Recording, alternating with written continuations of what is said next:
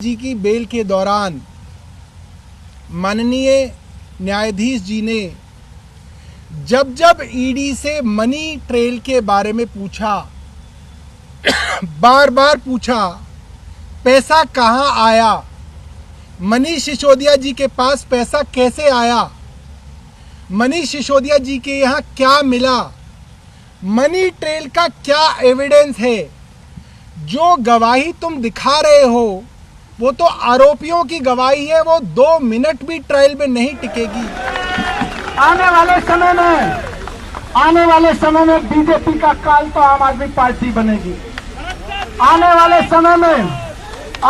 समय में बीजेपी के अत्याचार से देश को मुक्ति तो आम आदमी पार्टी ही दिलवाएगी। पड़ी है, एक भी मनी ट्रेल के सवाल का जवाब ईडी के वकील सुप्रीम कोर्ट को नहीं दे पाए। तो डरना नहीं है, घबराना नहीं है।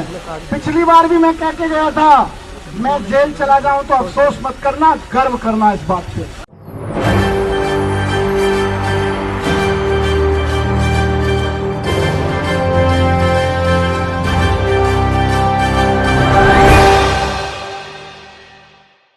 नमस्कार, मैं नाज़मीन खान और आप देख रहे हैं SP9 न्यूज़।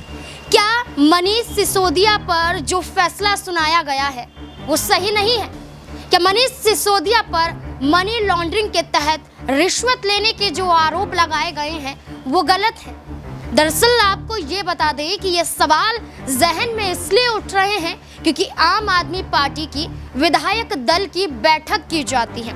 उस बैठक के बाद सौरभ भारद्वाज और आतिशी बाहर आते हैं, मीडिया को संबोधित करते हुए दिखाई देते हैं और सीधे तौर पर उनका कोर्ट के फैसले के खिलाफ, ईडी के खिलाफ एक बड़ा खुलासा दिखाई दिया जाता है। आपको बता दें कि सौरभ भारद्वाज का ये कहना होता है कि कोर्ट में ईडी अधिकारी मनीष सिसोदिया के खिलाफ एक भी सबूत मनी लॉन्ड्रिंग मामले में नहीं पेश कर पाए।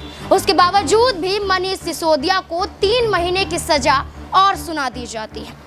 इतना ही नहीं, ये भी कहा जाता है कि ईडी अधिकारी जानबूझकर यहाँ पर धनराशि में बदलाव करते हुए नजर आ रहे। कभी 2 करोड़ का जिक्र, कभी 82 लाख रुपए का जिक्र, तो कभी यहाँ पर 338 करोड़ रुपए की लेन देन का जिक्र। यहाँ पर मनीष सिसोदिया की रिहाई को लेकर एक बड़ी बात आतिशी भी कहती हुई नजर आ रही है। इन दोनों ने मीडिया के सामने क्या कुछ कहा है, देखिए जरा। बहुत सारे लोग इस पे प्रश्न भी करते हैं और आज दिल्ली में बहुत चर्चा है इस चीज़ की। मैं पूरे सम्मान के साथ कहूँगा न्यायालय के लिए कि पूरी मनीष सिसोदिया जी की बेल के दौरान माननीय न्यायाधीश जी ने जब जब ईडी से मनी ट्रेल के बारे में पूछा, बार बार पूछा, पैसा कहां आया, मनीष सिसोदिया जी के पास पैसा कैसे आया, मनीष सिसोदिया जी के यहाँ क्या मिला, मनी ट्रेल का क्या एविडेंस है। जो गवाही तुम दिखा रहे हो वो तो आरोपियों की गवाही है, वो 2 मिनट भी ट्रायल में नहीं टिकेगी। सब पत्रकारों ने और पूरी देश की जनता ने वो ट्रायल सुनी है, अखबारों के माध्यम से पढ़ी है। एक भी मनी ट्रेल के सवाल का जवाब ईडी के वकील सुप्रीम कोर्ट को नहीं दे पाए। ये मैटर ऑफ रिकॉर्ड है, ये दर्ज है इतिहास में। मगर उसके बावजूद जिस तरीके से मनीष जी की बेल डिनाई हुई है, ये बहुत दुर्भाग्यपूर्ण है और हमको इसका बहुत खेद है।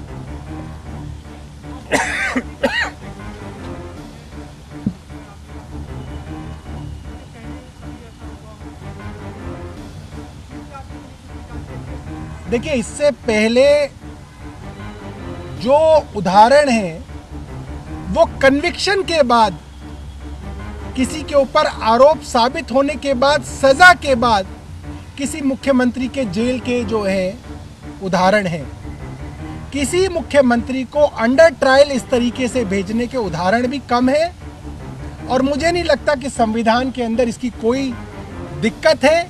और आतिशी जी ने जैसे बोला, अगर ज़रूरत पड़ेगी तो जैसे मनीष सिसोदिया जी को ज़रूरत पड़ती है, कई बार वो अपने MLA फंड वगैरह की जो फाइलें हैं उनको साइन करके भेजते हैं, इसी तरीके से मुख्यमंत्री जी भी अपने पास जो फाइलें उनके पास जाया करेंगे उसको वो साइन करके भेजा करेंगे। अब क्या वाकई मान लिया जाए कि मनीष सिसोदिया पर जब भी अगली सुनवाई होगी तो क्या माना जाए कि मनीष सिसोदिया को राहत मिल सकती है?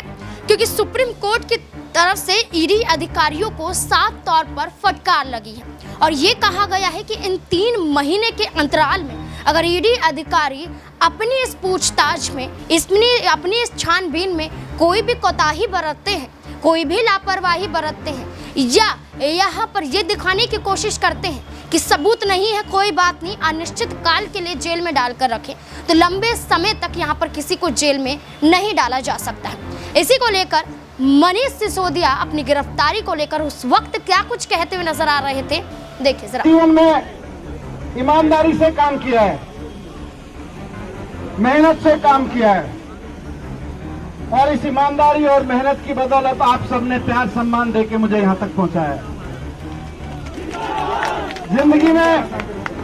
जिंदगी में तरह तरह के उतार चढ़ाव आए हैं। इन सारे उतार चढ़ाव में एक बात मैं कहना चाहता हूं कि मेरी वाइफ ने मेरा हमेशा साथ दिया। मेरे परिवार ने हमेशा, आपके बड़े परिवार और छोटे से परिवार दोनों ने बहुत साथ दिया है। जब मैं एक टीवी चैनल में नौकरी करता था, आज जब जेल जा रहा हूं तो मुझे लगता है इसकी बात मुझे करनी चाहिए। जब मैं एक टीवी चैनल में नौकरी करता था, अच्छा खासा प्रमोशन मिलता था, अच्छी सैलरी आती थी, मैं भी टीवी पे बैठ के रिपोर्टिंग करता था, एंकरिंग करता था, अच्छी जिंदगी चल रही थी। लेकिन मैं सब कुछ छोड़ छाड़ के अरविंद केजरीवाल जी के साथ आ गया, उनके साथ में जाके झुग्गियों में काम करने लगा। उस वक्त मेरी वाइफ ने मेरा सबसे ज्यादा साथ दिया। आईडी नीचे कर लो। आज जब ये जेल भेज रहे हैं मुझको, तो मेरी वाइफ घर पे अकेली रही।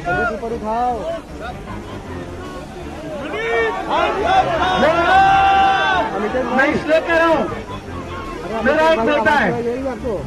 मेरा एक बेटा है जो यूनिवर्सिटी में पढ़ता है और मेरी वाइफ घर पे अकेली रहेगी। वो आजकल बहुत बीमार है, आपको ध्यान रखना है,